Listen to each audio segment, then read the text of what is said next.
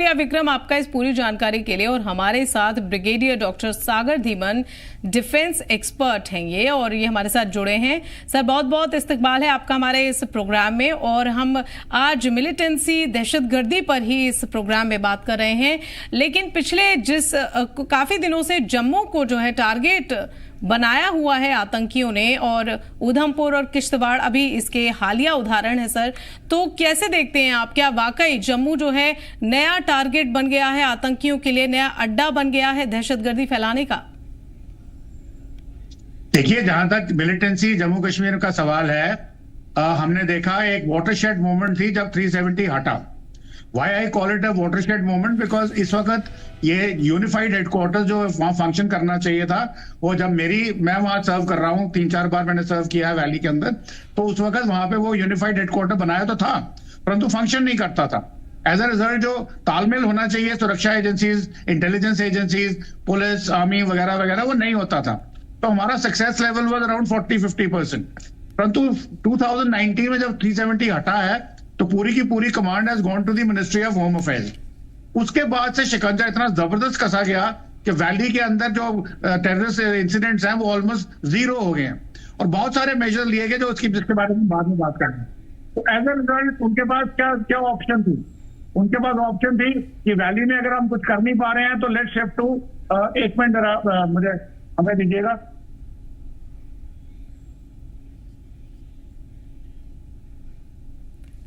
तो दहशतगर्दी जो है पैर पसारने लग रही है जम्मू कश्मीर में, लेकिन सुरक्षा एजेंसियां, हमारे जाबाज सिपाही ऐसा करने से पुरजोर तरीके से जुटे हुए हैं, और उन्हें रोकने की हर मुमकिन कोशिशें की जा रही हैं। जगह जगह सर्च ऑपरेशन किए जा रहे हैं, जगह जगह नाका चेकिंग की जा रही है। जी सर।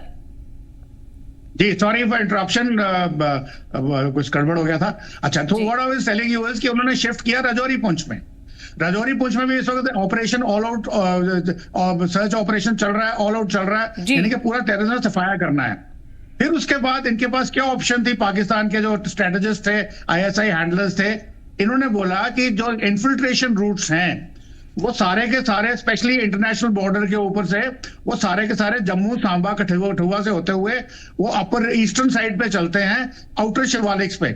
और सबसे पहले हमें जब आउटर शिवालिक्स पे चलते हैं तो सबसे हाईएस्ट पॉइंट मिलता है सिहोजधार शुरू होती है पीर पंजाल से, ये चनैनी के साथ से ऊपर होती हुई भद्रवा, और उसके बाद में चंबा की तरफ जाती है, जो जिसका बॉर्डर कठुआ डिस्ट्रिक्ट के साथ मिलता है। तो यहाँ पे जितने भी गुजर बकरवाल के माइग्रेशन रूट्स थे, जो विंटर्स में वो नीचे आते हैं, समर्स में ऊपर जाते हैं, वहां पे उन माइग्रेशन रूट्स को इन्होंने इस्तेमाल पहले भी करते थे। इसको सिरोजधार क्रॉस करने के बाद डोडा या गंडो, और वहां से ठाठरी के बाद किश्तवाड़, तिनतन पास से होकर के तराल। तो ये एक जो एरिया था, ये रिलेटिवली पीसफुल था, यहाँ कोई घटनाएं नहीं हो रही थी, और यहाँ पे काफी सारी फोर्सेस भी डिप्लॉयड थी, रीजनेबल अमाउंट। परंतु जब गलवान होता है 2020 में, तो चूंकि इस एरिया को काफी पीसफुल माना जाता है, तो बहुत सारी फोर्सेस यहां से शिफ्ट कर दी जाती है टुवर्ड्स गलवान, जो चाइना बॉर्डर पे। तो उसके रीजन से जो मूवमेंट थी मिलिटेंट्स की इन माइग्रेशन रूट्स में, जो गुजर बकरवाल के ऊपर, वो थोड़ी सी फैसिलिटेट हो जाती थी। तो अब उन्होंने सोचा कि यही एक जगह बची है जहां पे उनको ऑपरेशंस करने चाहिए, और वहां पे आके उन्होंने ऑपरेशन कर लिए हैं। और अगर आपने देखा होगा, 9 मार्च को या शायद 8 मार्च को होम सेक्रेटरी साहब आते हैं जम्मू कश्मीर में, और कुछ मीटिंग होती है हाई लेवल पे, जिसका हमें कोई मतलब समझ में नहीं आता है। परंतु यही होम सेक्रेटरी साहब दोबारा 15 या 16 के आसपास दोबारा आते हैं, और यहाँ पे एक बहुत खलबली मच जाती है कि जितने भी फंक्शंस होते हैं आर्मी के, पुलिस के, ये सब कैंसिल हो जाते हैं, और सारा का सारा जो फोर्स है वो एरिया डोमिनेशन में जुट जाता है। उसमें इवन टैंकों का इस्तेमाल भी होता है, वो जो international border from Kathua to Jammu. तो ये हमें थोड़ा अजीब सा लगा कि क्या हो रहा है, और थोड़ा बहुत छुटपुट घटनाएं होती हैं सनियाल फॉरेस्ट में। परंतु 23 मार्च से ये शुरू हो जाता है। 23 मार्च को इसका मतलब हमारे पास इनपुट थी। तो आज जो वहां पे दहशतगर्दी फैली हुई है, या जो ऑपरेशंस चल रहे हैं, वो उसका इनपुट हमारे पास था, और उसको सिक्योरिटी फोर्सेस प्रोएक्टिव होकर के उसको पकड़ने की कोशिश कर रही हैं। इसलिए ये ऑपरेशन चल रहा है। कहीं ना कहीं क्या ये माना जाए सर कि जी, तो कहीं ना कहीं क्या सर ये माना जाए कि जम्मू कश्मीर में मिलिटेंसी का जो पैटर्न है वो पहले के मुकाबले बदल गया है? बिल्कुल बदल गया है। उसका रीजन ये है कि जो इनिशिएटिव इज ऑलवेज अटैकर, और इस वक्त अटैकर कौन है? मिलिटेंट्स। तो उन्होंने अपना पैंतरा बदला है। परंतु मैं आपको यकीन दिला रहा हूं कि यही बात उन्होंने श्रीनगर से जब शिफ्ट करी थी राजौरी पुंछ में टुवर्ड्स जम्मू, तो ये पैंतरा को भी हमारी सिक्योरिटी फोर्सेस बड़ी जल्दी उनको पकड़ लेंगे। थोड़ा टाइम लगता है क्योंकि रिएक्शन में थोड़ा टाइम चाहिए। और यहाँ पे अगर आप देखें, पैटर्न देखें, कहीं ना कहीं तो ये पहले स्लीपर सेल जो है इसमें बड़ा उसका भी अहम रोल है। एग्जैक्टली मैं आपको बताता हूं कि जब कश्मीर में शिकंजा कसा गया, जब उन्होंने राजौरी पुंछ को शिफ्ट किया, तब उसके साथ साथ उन्होंने एक पॉलिसी ऑफ रिहैबिलिटेशन भी शुरू करी कि ये जो इलाका है जो पीर पंजाल से शुरू होके सिहोजधार से होता हुआ चंबा तक जाता है, इस रिज के ऊपर जितने भी गांव हैं, वहां पे कुछ लोगों के रिलेशन जो हैं वो अक्रॉस द बॉर्डर भी हैं। तो कुछ लोगों को यहाँ बिठाया गया, बुलाया गया, और 4-5 महीने वो लाइट डोगो थे, वो ओवरग्राउंड वर्कर्स थे, स्लीपर सेल्स थे। तो किसी को कोई शक नहीं था कि ये आदमी बाहर से आया है तो ये हो सकता है टेररिस्ट की मददगार हो।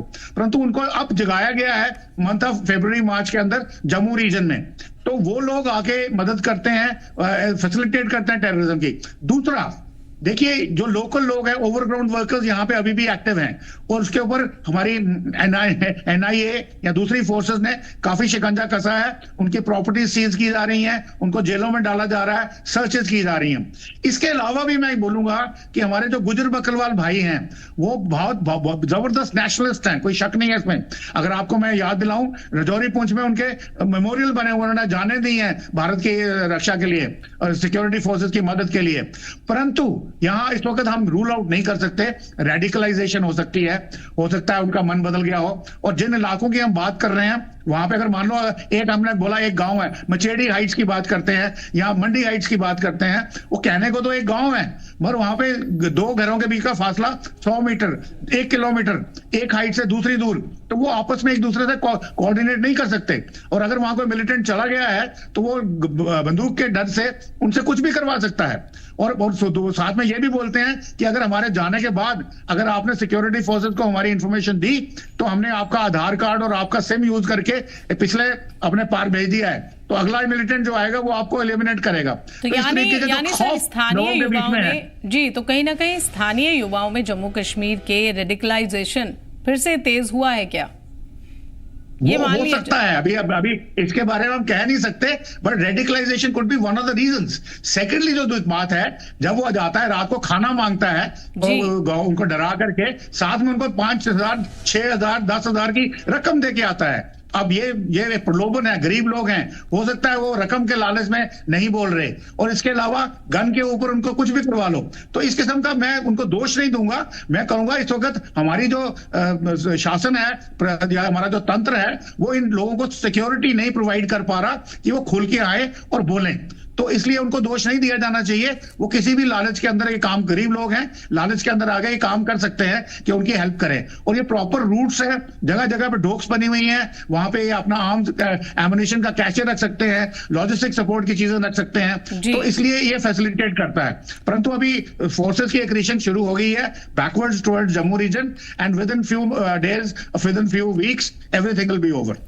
जी, तो कहीं ना कहीं सरकारों को भी इस पर रणनीति बनाने की जरूरत है।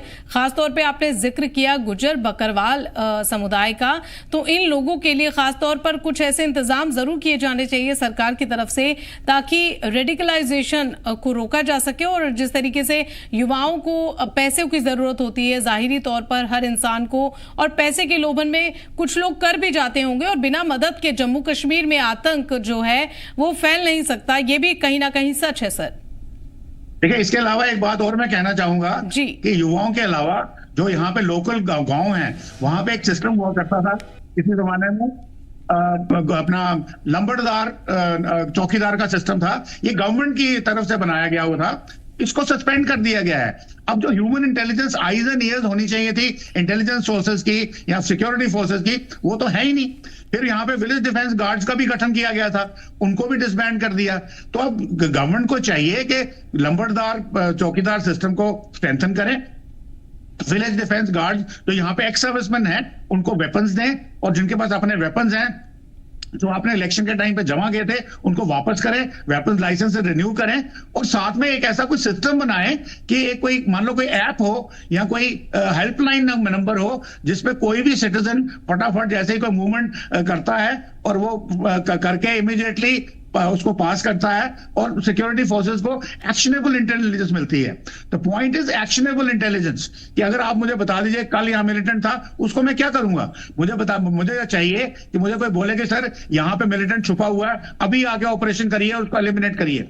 तो इस किस्म की रिक्वायरमेंट जो है गवर्नमेंट को करनी चाहिए। और गवर्नमेंट को एक बात समझने की जरूरत है, देखिए हमको 40 साल हो गए मिलिटेंसी में लड़ते हुए, तो मिलिटेंसी का जो मिलिट्री ऑप्शन है जो हम यूज कर रहे हैं, उसकी जो एक सैचुरेशन लिमिट होती है 80%, 85%, 90%, वो हम अचीव कर चुके हैं। अभी यहाँ पे हमको जनता की भागीदारी चाहिए, और जनता की भागीदारी चाहे वो नॉर्मल सिटीजन हो, चाहे वो वीडीजी हो, विलेज डिफेंस गार्ड हो, या चौकीदार लंबड़दार हो, या कोई भी हो, उसके लिए गवर्नमेंट को एक तंत्र बनाना है। अगर हमने आतंकवाद के खिलाफ लड़ाई लड़नी है जो हम लड़ रहे हैं, अगर इसको पूरा डिसाइसिव विक्ट्री करनी है, तो हमें यहाँ पे जनता की भागीदारी चाहिए। परंतु जनता में क्या होता है कि अगर कहीं पे इंसिडेंट होता है तो वो कहता है यार मैं तो बच गया, वो बंदा मरा, मुझे क्या फर्क पड़ता है। ऐसा नहीं है, कल को वही इंसिडेंट आपके साथ भी हो सकता है। तो ये आपके चैनल के माध्यम से मैं जनता को ये संदेश देना चाहूंगा कि आतंकवाद के खिलाफ टोटली सक्रिय रहिए, बिल्कुल अलर्ट रहिए, और जब भी जो भी किसी किस्म की मदद हो सकती है सिक्योरिटी फोर्सेस की, इंटेलिजेंस की, जैसे भी है, वो जरूर करिए जी। और सिक्योरिटी के लिहाज से आप क्या कुछ राय देना चाहेंगे सर? सिक्योरिटी के हिसाब से मैंने यही राय देना चाहता हूं कि जनता की भागीदारी को फॉर्मलाइज किया जाए। तो ये जो इनिशिएटिव है ये गवर्नमेंट लेवल पे होना है, ministry of home affairs level पे होना है, और इसको कार्यान्वित करना है हमारी इंटेलिजेंस एजेंसीज ने, हमारी पुलिस फोर्स ने, आर्मी फोर्स ने।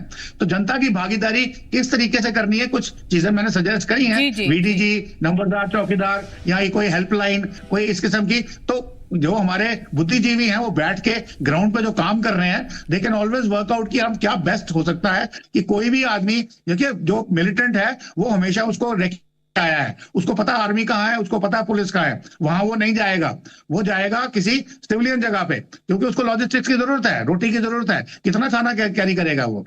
तो वहां पे लोग, मैं जब बात कर रहा था तो वो हमें बताते हैं कि देखिए वो हमारे जैसे कपड़े पहन के आते हैं, पता नहीं चलता, परंतु उनका एक्सेंट तो डिफरेंट है ना, जब वो बात करते हैं, अगर वो शकरगढ़ तहसील से नहीं है तो एक्सेंट डिफरेंट है। तो डॉक्टर धीमन जी, आपने जो जानकारी दी वो वाकई काफी अहम जानकारियां हैं जिनके बारे में आपने हमें जानकारी दी, और आपकी इन जानकारियों के लिए बहुत बहुत शुक्रिया हमारे साथ इस शो में शामिल होने के लिए।